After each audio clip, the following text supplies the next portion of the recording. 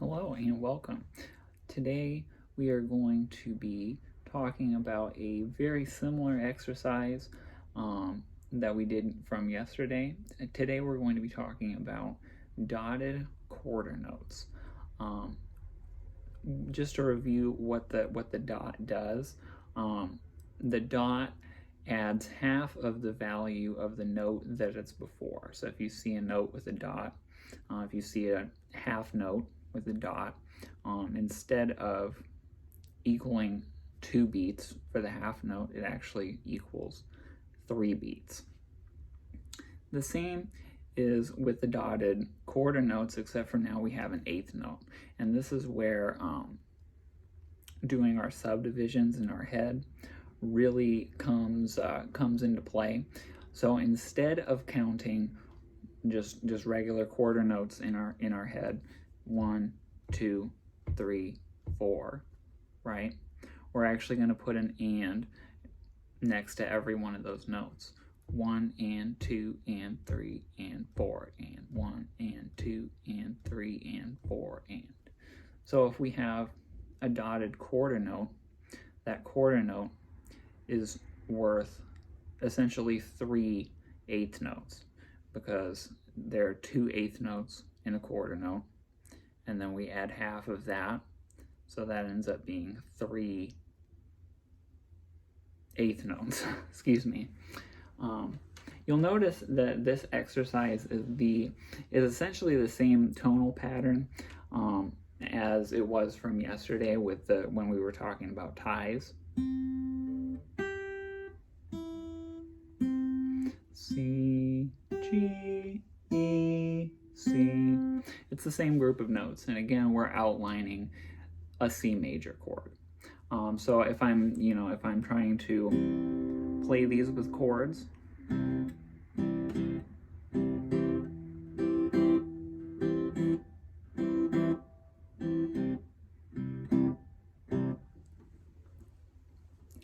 what I'm doing is I'm counting. I'll go back to single line. What I'm doing is I'm counting those eighth notes. 1 and 2 and 3 and 4 and 1 and 2 and 3 and 4 and 1 and 2 and 3 and 4 and 1 and 2 and 3 and 4 and 1 and 2 and 3 and 4 and 1 and 2, 3 and 4 and 1. Excuse me. And 2.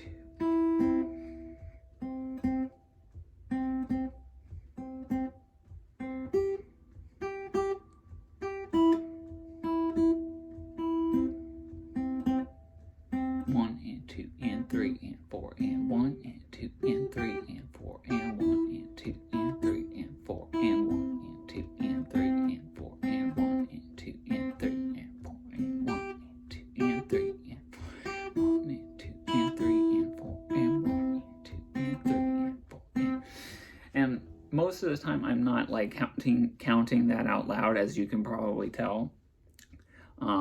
So I'm not necessarily counting that out loud, but I do have that pulse going on in my head.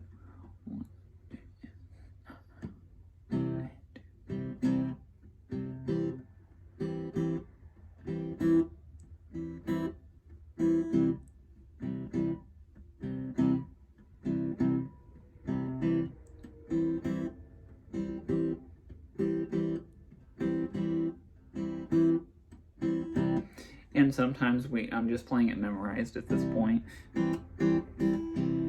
C, E, G. that also works. So you can start experimenting. You can start experimenting with that, and you can start saying, well, what are some of my other possibilities? I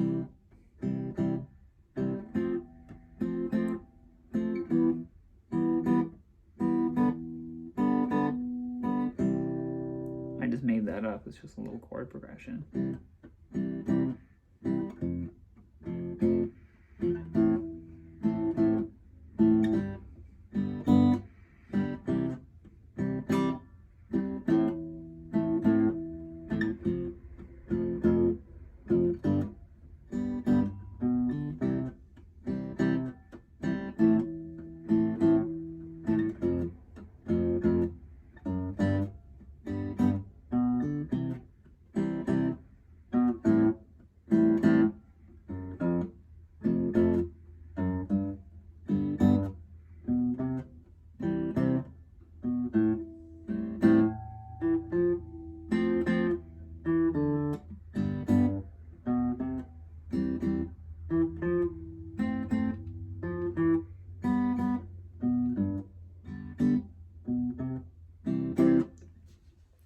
Now I'm just sitting here just trying to make stuff up and trying to use the rhythm as best as I can.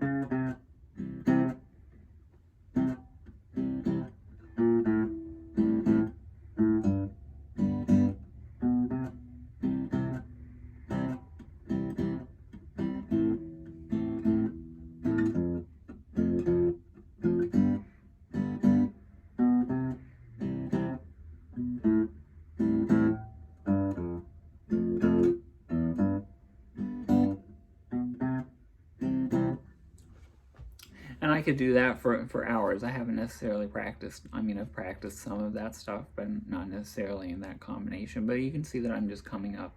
That's just how I just come up with ideas. You should be using a metronome. Mine happens to be in the other room right now. So, but it's a good idea to be able to actually count the stuff in your head and to be able to practice that and to be able to recognize without the metronome when you feel like you're either dragging or going around. And some of that was happening when I was playing. And it's just about increasing the awareness and then continuing to really play, especially when I'm doing something like that, when I'm just playing, right? I'm not sitting here like working on like a specific piece. I'm just, working on, okay, let's see what little ideas can come up.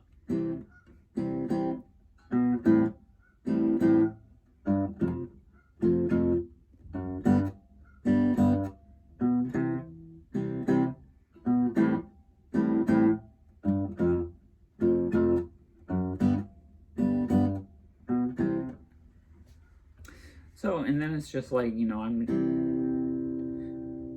just messing around with a 1, 6, 4, 5, little progression, C major, A minor, F, to G, back to C. And I'm just coming up with ideas, and I'm saying, okay, can I use little diatonic bass notes to bridge my chords? And I'm still using that rhythm, the same rhythm that we were just talking about. And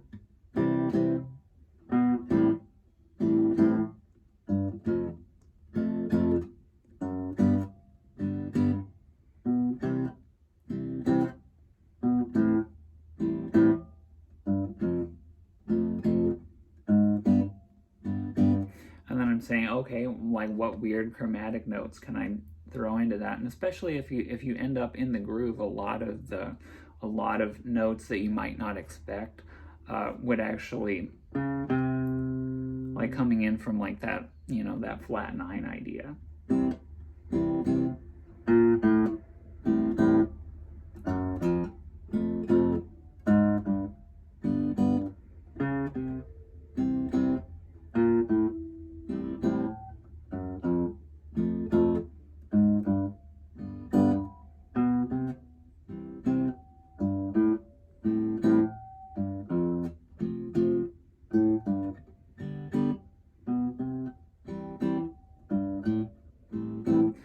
instead of walking down, what if I approached my bass note with the scale note right before it?